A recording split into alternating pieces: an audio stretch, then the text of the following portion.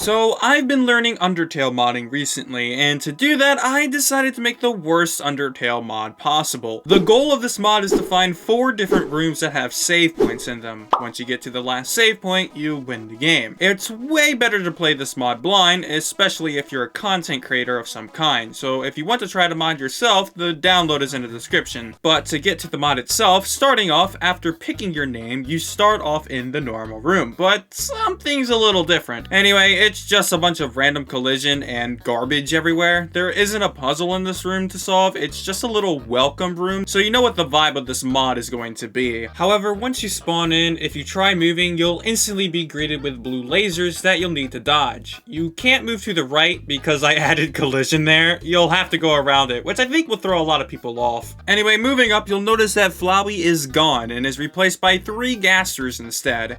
Again, just a small opening to warm you up. There's not anything of value in here, as this next room is where the hack really begins. Upon entering this room, you're greeted with a bunch of save points, and you'll notice that no matter how hard you try, you can't move up the stairs. That's because I tried making this a small save point maze, but the hitboxes ended up being too big. So what I did instead is I just moved the collision on this random wall, which allows you to go around the stairs and into the next room, which is the waterfall entrance, actually. Now, normally you have to go to the end of this room to progress, but I put snow papyruses in the normal exit. Now, based on what you knew of the last room, you'll know that there's probably a random wall you need to clip into. Well, no, you just need to go backwards, which takes you to this fucking abomination. This room is filled to the brim with Gasters, and yes, they're all interactable. The goal of this room, just like the previous rooms, is to find the exit in this big pile of Gasters. And there's only one small part of this room that has the exit you need. Well, that's a lie. The exit isn't anywhere in these Gasters. It's just in this random wall.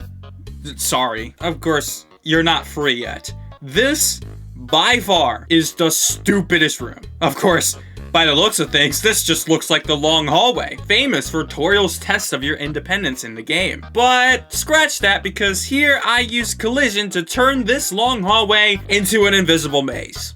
This maze is the hardest possible thing in this mod. If you want to brute force it without looking for a solution, you'll be here for a while. Now, if you take too long, eventually you'll get an encounter with Sans, causing you to either defeat him, saving your point in the maze, or dying and having to do not just the maze all over again, but every room after the first save point. Not to mention, since this isn't Genocide, you'll only have 20 HP and no items to beat Sans with, but that doesn't matter. Going back to the maze itself, you'll notice that there's also random blue lasers in the maze. This is just to get on your nerves, because if you're moving while they touch you, you'll have to dodge them. And just in case you weren't already annoyed, I added random Toriel phone calls as well.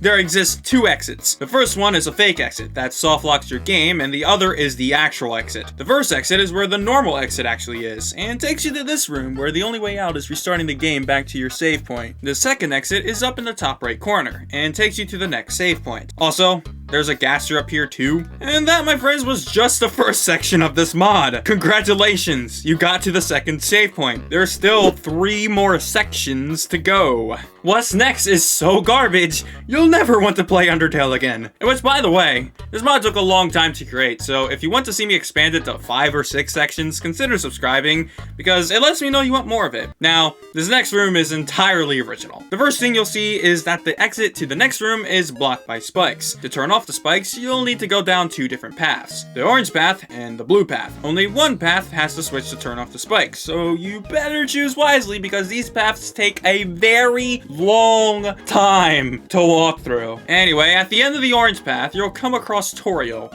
who tells you that it was the blue path.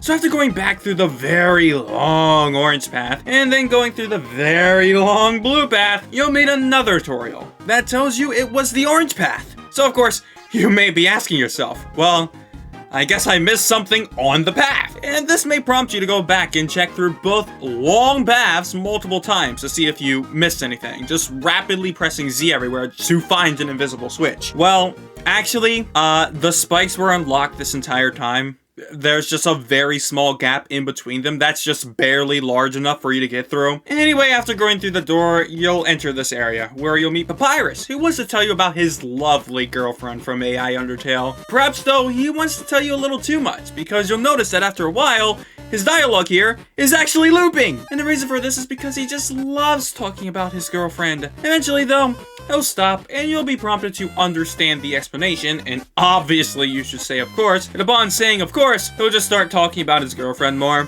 looping for what feels like an eternity. But don't worry, he will get tired though, and eventually leave. So naturally, you're confused as to what that was, so you'll want to chat with Sans.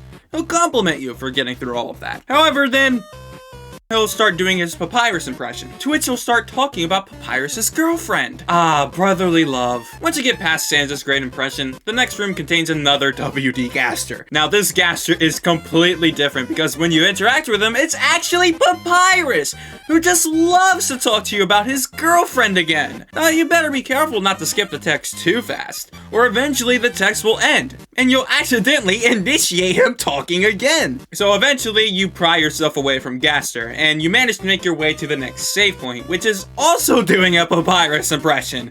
And again, you'll want to be careful here, as if you skip too fast, eventually you'll just back out of the save point and have to listen to its Papyrus impression again, which I did by accident while recording and had to sit here for 3 minutes straight, by the way, just to save my game. So what if you just avoid the save point? To make sure that you did actually manage to get past the save point's impression of Papyrus, you have to save here and then restart the game. And after you restart the game, you'll load up in here.